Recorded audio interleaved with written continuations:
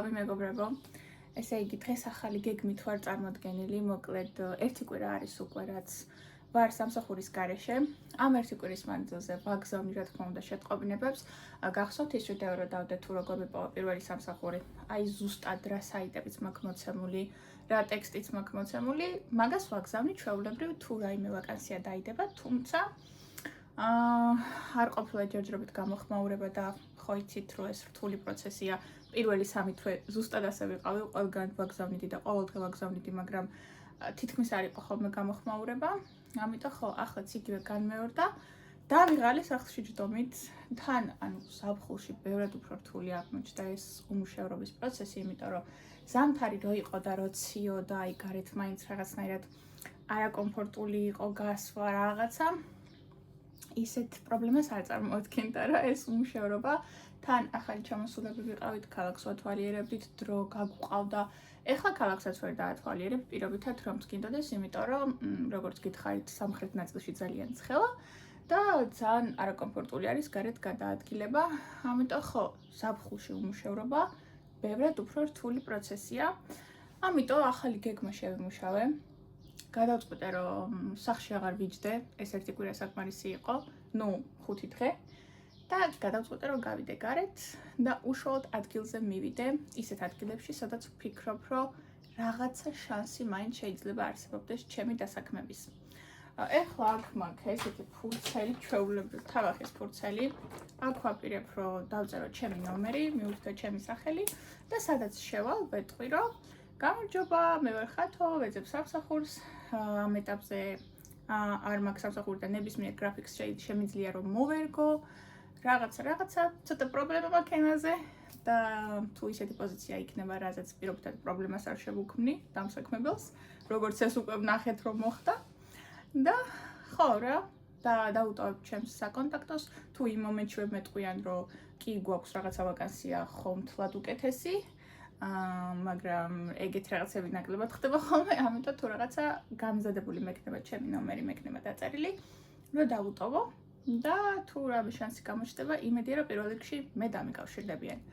არ ვიცი ახლა რამდენად არის შანსი, რომ ამ მეთოდით იპოვა სამსახური, მაგრამ მე ვიცი, რომ ზოგიერთ ადამიანს სწორედ ამ მეთოდით აქვს ნაპოვნი სამსახური, ამიტომ თუ არსებობს რაღაცა შანსი, ვერ ვხვდები, რატო არ უნდა გამოვიყენო. ვცადე უკვე სხვადასხვა ეს რამდენჯერმე, რამდენ ლოკაციაზე ვიყავი, გეტყვით, მხოლოდ 3 ლოკაციაზე ვიყავი. არაკომფორტული იყო, იმიტომ რომ ეგეთ რაღაცა ცხოვრებაში არ გამიკეთებია და ძალიან მრცხვენოდა და რაღაცა, მაგრამ რამდენჯერმე რო გავაკეთე, მე ხო იცი, რაღაცას რო ხშირად აკეთებ, ეჩვევი რა და მაგაზე რჩევაც არის ხოლმე, რომ ძალიან ფრთხილად უნდა იყო იმ რაღაცებთან, რასაც ხშირად აკეთებ, იმიტომ რომ აუცილებლად ჩვევაში გადაგივა. აი მაგალითად, თუ დაიწყებ მოწევას და თავიდან კვირაში ერთხელ მოწევ, მაგრამ მე ნელ-ნელა ყოველ მესამე დღეს, მე ნელ-ნელა ყოველ დღე აღმოჩნდება, რომ ჩამოგიყალიბდება ჩვევა და გახდები სტაბილური მწეველი. ამიტომ ყველა ეგეთ რაღაცასთან ხო ფრთხილად უნდა იყო.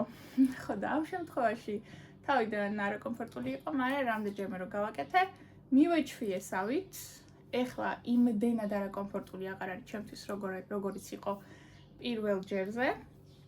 ამიტომ ხო გადავლახე რაღაცნაირად ეგ მომენტი და თან ვიფიქრე, რომ მეთქი აი რა სიგიჟეა რომ ამან დამაკომპლექსოს ან ამის იმ რცხვენოდეს, მაშინ როდესაც ძალიან მაგარ რაღაცას ვაკეთებ, ჩამოვედი, 5 თვეა ჩამოვედი, ენა არ ვიცი გამართულად, გრამატიკულად სულ შეცდომით ვლაპარაკობ, მაგრამ ვცდილობ ჩემს მაქსიმუმს, რომ ნებისმიერი შანსი გამოვიყენო იმისთვის, რომ სამსახური ვიშოვო. რა არის ამაში სასირცხვილო და ამან როგორ უნდა დამაკომპლექსოს მეთქი და ზუსტად აი ეს აზრები რო დავალაგე თავში, მომეხსნა ყოველგვარი სირცხვილის შეგრძნება და ეხლა ძალიან თამამად დავწერ ჩემს ნომერს, გავამზადებ. და მიუხედავად იმისა, რომ გარეთ არის პაპანაკება სიცხე და რეკომენდაცია არის გაცემული, რომ საერთოდ 3 საათის შემდეგ გარეთ არ უნდა გახვიდე, მე მინდა რომ გავიდე. ხო, იმიტომ რომ 4-ის მერე თუ გადიხარ, აი გუშინ მაგალითად ერთ ლოკაციაზე ვიყავი, 4-ის მერე სულ გადამოვიწყდა, რომ 4-ზე იკეტებიან რა, რახანშუა დღეს ძალიან ცხელა და ესპანელები ესე აკეთებენ, არ ვიცი სამხრეთში ესე არის. მუშაობენ 4 საათამდე, მერე იკეტებიან. დასვენების პერიოდი არის სადღაც 4 საათი ან 4 საათი ნახევარი და ან 8-ზე ან 9-ის ნახევარზე ისევ იღება ბარები, რესტორნები, ესეთი ლოკაციები რა. ამიტომ ხო აი პიკის საათში უნდა იარო, თუ გინდა რომ გასაუბრება შედგეს.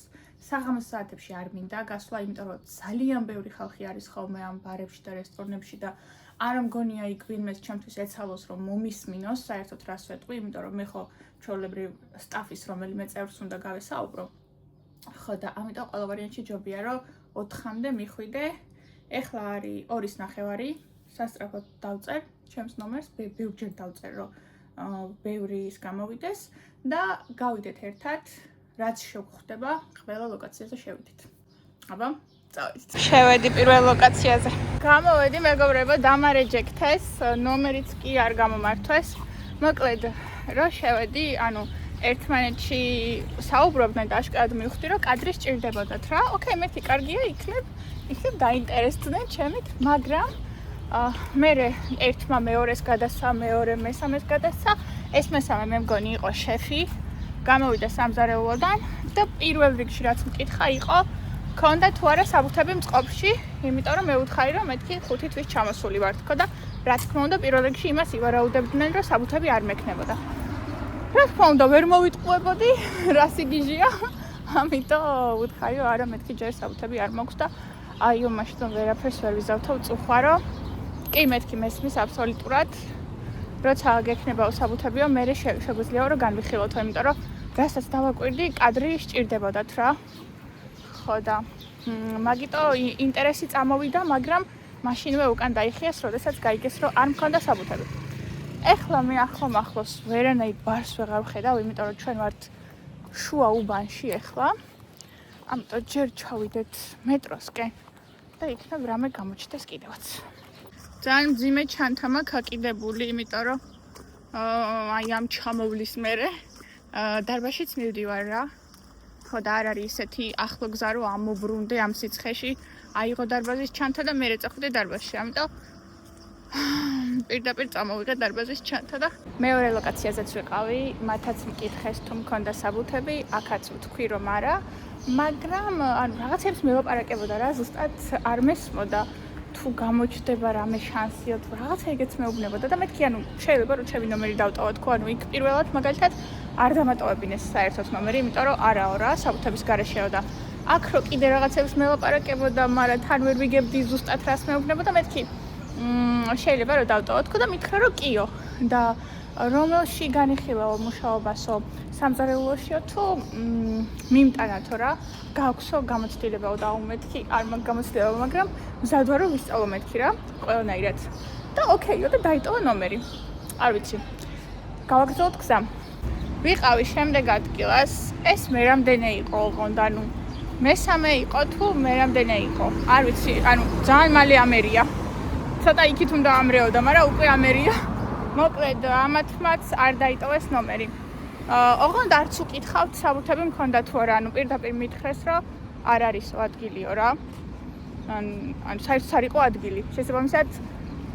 მეტი კითხვები აღარც დაუსვამთ და ოკეი მეთქი მადლობა შეხვედრამდე წამოვედი ეხლა გადავიდეთ გზის მეორე მხარეს იმიტომ რომ აქეთ აღარ ჩანს არაფერი ვიყავი შემდეგ ადგილას ესე იგი დომინოს პიცა დავინახე რა და მაინც წავედი ხო და რომ მივუახლოვდი მივხვდი რომ მეთქი აქ აზრია რა აქ იმიტომ რომ ხა იგი მხელა ქსელია და რაღაცა რომ აუცილებლად საბუთები იქნებოდა საჭირო ანუ აზრი არ ჰქონდა და ნუ მაგის გარშემო მიმოვიხედე და იყო მზაკვების ობიექტი იყო მზასაჭმელები იყო და აი ფუნთუშეული და ეგეთი რაღაცეები მეთქი ბარი მაქვს არ მოსული და აქ შევალ მეთქი ანუ სანამ ახლოს არ მივედი მაგ ადგილთან დომინოს პიცის მეტი არაფერი არ ჩანდა და მე რომ მივედი უკვე ეგ საცხობივით რაღაცაც გამოჩნდა და მან შევედი ძალიან საყვარელი ქალი დამხვდა ვუთხარი რომ არ მაქვს მეთქი საბუთები ხო მაგრამ მე რაო კაცო არ არისო ეგო პრობლემაო ეხლა უბრალოდო ყველა ანუ არ მაქვს ადგილიო რა ყველა პოზიციაზე კადრი მყავსო და ხშირად არის ხოლმე ეგეთი მომენტებიო რომ შეიძლება უცებ ადგილი გამომიჩნდესო და თუ გინდა დამიტოვე შენი ნომერიო თვითონ შემომთავაზა და მე მაწვდი და პატარა ბლოკნოტივით რაღაცას და კალამს და იყოს მეთქი უკვე დაწერილი მაქვს მეთქი და მივაწოდე ჩემი ნომერი ძალიან დიდი იღბალი მისურვა, მადლობები მოუხადე და წამოვედი. ეხლა არ ვიცი საით მივდივარ, იმიტომ რომ ახლოს არაფერი აღარ ჩანს, მაგრამ მეებზე შევიყვან კვების ობიექტებს და იმის მიხედვით დავიწყებ გადაადგილებას. შემდეგი ლოკაცია არის ძალიან შორს და მაინც ზეში მომიწია შეარული. შემეძლო რომ ჩემი სქროლით წამოვსულიყავი, მაგრამ ესე დატოვება არ შეიძლება პირდაპირ რა, უნდა დააბა. ხო და მეთქი მაგის დაბმა, მაგის ახსნა, ძალიან მეზარებოდა. ფეხით მეთქი ბევრად უფრო კომფორტული იქნება თქო და იდეაში კომფორტულია, არაფრის დაბმა და არაფრის ახსნა არ მიწევს, მაგრამ ვერ გავთვალე რომ ძალიან შორს მომიწევდა წამოსვლა. სამაგიეროდ ეს ადგილები არ მაქვს ნანახი და ესეც ნახე. ესენი კიდევ უფრო კარგ ადგილას ცხოვრობენ, რასაც ვუყურებ. უფრო გამწვანებულია, უფრო მშვიდია. ნახეთ, ახლა არის თითქმის 3 საათი. და როგორი სიმშვიდეა. ნახეთ რა კაი ეზოები აქვთ. რა მაგარ ადგილებში ცხოვრობენ. ვაუ. ამ უბნის ეს ნაწილი მომეწონა ყველაზე მეტად. ჩვენ ესეთ მაგარ ადგილას არ ვცხოვრობთ. ეს ძალიან მაგარია. 9 საათზე მეტი ხო არის რაც მოვდივარ, უეჭველი მეტი იქნება რა ამ სიცხეში. და დამხვდნენ დაკეტილები. არა და კარგი შანსი იყო, იმიტომ რომ იმ ქალმა რომ მითხრა რომ ძალიან ისე რომ მითხრა რომ რაში გჭირდებაო პაპელებიო. მაგ დროს მივხვდი რომ მეთქი ამ საცხობებში და მზაკვების ობიექტებში სიარული კაი იდეაა თქო და ზუსტად ეგეთი ობიექტი იყო რა. მზაკვების ობიექტი იყო. ხო და მოხდა ძალიან უცნაური რაღაცა. მოვედი აქ ნახე რომ არიან დაკეტილები, ახლა ბრუნდები მეტროსთან, უნდა ვივარჯიშო რა, სხვა გზა არ არის. ხო და აქ ახლოს ყველაფერი ამოვწურე რა. ვერ დავარიგე სუმთლიანად ჩემი ნომერები, მაგრამ რაც იყო, მივედი ყველგან. და მომივიდა შეტყობინება იმ ძველი რესტორნიდან და მეუბნებიან დღეს ღამის სმენაში თუ შემიძლია მუშაობა. ღამის სმენას ეგენი ეძახიან საღამოს 8 საათზე იწყებ და ღამის 2 საათამდე ხარ ან ცოტა იქით. ნუ გააჩნია სადამდეც დასჭირდებათ და არ ვიცი რა მივწერო რა. მაგაცე გაბრაზებული ვარ. და სხვა სიტუაცია რომ მქონდეს, საბუთები რომ მქონდეს და ყველანაირად ფეხზე მყარად რო ვიდგე, აუცილებლად უარს მივწერდი რა. მაგრამ ეხლა ვფიქრობ, რომ ჩემი ეგო უნდა დავწიო ქვემოთ და მაგათ უნდა მივწერო, რომ კი. ამ სიტუაციაში ეგრე აჯობებს. ისე ვიცი რომ არასწორი საქციელია, მაგრამ ეხლა სხვა გზა არ არის რა. მივწერო კი. გამოვედი მეგობრებო, ღამის პირველი საათია. უფრო მეტს მოველოდი, იმიტომ რომ წინა პარასკევს ღამის 2 საათამდე გაგვიგრძელდა, იმდენი ხალხი იყო. და დღეს მitxmetes რაღაცა ფიესტა იყო და მეგონა რომ უფრო გვიანობამდე მომიწევდა, მაგრამ ოკეი. ადრე გამოვედი. მოკლედ, დაურეკავთ აშკარად, მაგიტომ რომ დღეს იყო ფიესტა და ბევრი ხალხი იყო და ბევრი დამხმარე პერსონალი სჭირდებოდათ და ეხლა რომ გამოდიოდი, მეთქი აბა რას მეტყვიანობა, რა მოხდება და მითხრეს რომ ხვალაც მოდი საღამოსო და გამიკვირდა, იმიტომ რომ მეგონა რომ საერთოდ გამომიშვეს რა. არც ეგეთი პირი უჩანდა რომ საერთოდ გამომიშვეს და გაბრაზებული ვიყავი, ეხლა გეტყვით რაზეც ვიყავი გაბრაზებული. რომ მოვედი გასაუბრებაზე და რომ ვესაუბრე, არსად არ უხსენებიათ, რომ რაღაცა ტესტივით იქნებოდა 1 კვირა და თუ მოვეწონებოდი ამიყვანდნენ და თუ არ მოვეწონებოდი არ ამიყვანდნენ. ეგ არსად არ უხსენებიათ რა. მე გადმომიყვანეს ისე, როგორც ეს იქნებოდა აბსოლუტურად სტაბილური სამსახური და მეთქი მეშველა, ესპანეთში სტაბილური სამსახური ძლივს. და თან ხო გითხარით რომ სახთან ძალახოს არის მეთქი. და უბრალოდ ეგ არ უხსენებიათ რა. და მე პაატას ბიცელას სამსახურიდან რომ დამირეკეს და რომ მითხრეს რომ გჭირდები კიდე 1 კვირა, მე უთხარი მათ თუ არის, იმიტომ რომ მე მეგონა რომ სტაბილური სამსახური ვიშოვეს ახლთან ახლოს. და ეხლა ამათმა რომ დამაუარეს, ისევ იმათ მივწერე რომ მეთქი არ გამოვიდა მოკლედ იქ ჩემი სამსახურის ამბავი, მეთქი და შემიძლია დავბრუნდე თქო. ამასობაში იქ რაღაცა სიტუაცია შეიცვალა და ისინი საერთოდ არ გამოვიდნენ კონტაქტზე. მე ვიყავი გაბრაზებული, იმიტომ რომ მეთქი შეიძლება ამათ გამო მე იქ დავკარგე სამსახური. სავეს, მაგრამ არ ვიცი, მოკლედ რა. მაგარი არეულები არიან. მე მგონი, არ ვიცი. ეხლა მეუბნებია რომ ხვალაც მოდიო საღამოს საათებშიო. ხვალ რას მეტყვიან კაცმარიცის. მოკლედ მე მაგ უბრალოდ ეხლა ესეთი გეგმა რომ მე გავაგრძელო სამსახურის ძიება, იმიტომ რომ ესენი ჩემ თვალში არ ჩანან სტაბილურები და მე მაინც ყოველთვის შემთხვევისთვის უნდა მქონდეს ბექგრაუნდი, გეგმა B, რომ ესენი თუ დამადებენ, მე ჰაერში არ დავრჩე. You know? ამიტომ ხო, რაც არის ეგ არის. დღეს მეორე დღე მქონდა დაბრუნების მერე, მუშაობის მეორე დღე მქონდა და სიმართლე გითხრათ, უფრო კარგად წავიდა ყველაფერი რა. ამ შეფთან, რომელთანაც მქონდა ცოტა დაძაბული სიტუაცია, დღეს მომეცა საშუალება რომ გამომესწორებინა, ნუ გუშინდელიდან უკვე დავიწყე სიტუაციის გამოსწორება და გეტყვით ახლა რას გულისხმობ, ანუ ცოტა აგრესიასავით იყო რა. ხო და მაგ დროს ყოველთვის მახსენდება ხოლმე დედაჩემის სიტყვები, რომ აგრესიით ვერ ჩაახშობ რა. შენ უნდა შეინარჩუნო სიმშვიდე, შენ უნდა მიუდგე რაღაცნაირად უფრო ადეკვატურად, უნდა გამოიჩინო მაქსიმალური მოთმინება და ადამიანს დაანახო, რომ კი, გასაგებია რომ შენ შეიძლება ხარ ცოტა აგრესიით, მაგრამ მე არ ვარ რა. იმიტომ რომ ამით ვფიქრობ, რომ ცეცხლზე ნავთ დაასხამ რა და თუ გამოიჩენ სიმშვიდეს, ის ცეცხლიც რაც არის, ვფიქრობ, რომ ჩაქრება. ეს მიდგომა, რა თქმა უნდა, ყველა შემთხვევაში ასე არ მუშაობს და არავის არ გირჩევთ ნამდვილად, რომ ისეთი რაღაცები მოითმინოთ, რაც რეალურად არ არის მოსათმენი, მაგრამ ამ შემთხვევაში ყველამ კარგად ვიცით, რომ მე არა ვარ ისეთ პოზიციაზე, რომ ვიღაცებს აქეთ წავუყენო რაღაცა პირობები და რაღაცა თორე საქართველოში მაგალითად ნებისმიერ სამსახურში როცა რაღაცა არ მომწონდა, ყოველთვის ვაპროტესტებდი კიდევაც და ძალიან ხშირად უპრობლემოდაც დამიტოვებია ხოლმე სამსახური, მაგრამ აქ არის სხვა სიტუაცია, ყველამ კარგად ვიცით. ამიტომ მოვითმინე და ძალიან სიმშვიდით მივდექი. ხო, მოკლედ, ანუ დღეს მივედი, არ იყვნენ ის დამხმარეები, რომლებიც არიან ხოლმე ძირითადად ჩემთან ერთად სამზარეულოში და მოვხვდი შეფთან ერთად. ფაქტობრივად მასთან ერთად მომიწია მუშაობა და აი მაქსიმალურად ვაჩვენე, რა მზაობაც მაქვს, რომ აი ყველაფერზე თვალებში ვუყურებდი აბსოლუტურად, რომ ყველა სიტყვა დამეჭირა, თუ რაღაცას ვერ ვიგებდი, ვეუბნებოდი, რომ ბოდიშით ეს ვერ გავიგე, ეს რას ნიშნავს.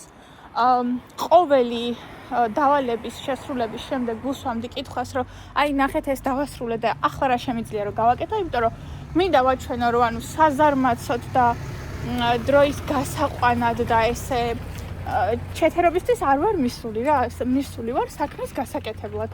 და ყოველ ჯერზე როცა დავასრულებდი რაღაცა დავალებას, რასაც მომწონდა, ვეუბნებოდი, აბა რა არის შემდეგი, რას დამავალებთ შემდეგს და ანუ ვაჩვენე რა ჩემი მზაობა და ამ ქალს მოეწონა ჩემი მხრიდან ესეთი პატივისცემა რა, რომ ანუ ყველანაირად უსაყოფნას გამოვხატავდი და არ ვიცი, აი რა გითხრათ რა.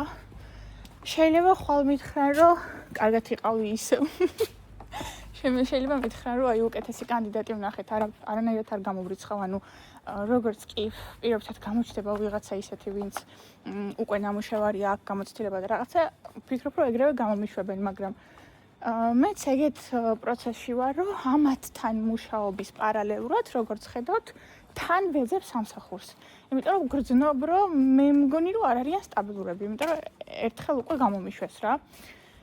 ამიტომ ხო, გამოვედი სამსახურიდან, ეხლა დავასრულე, კვირადღე არის დღეს.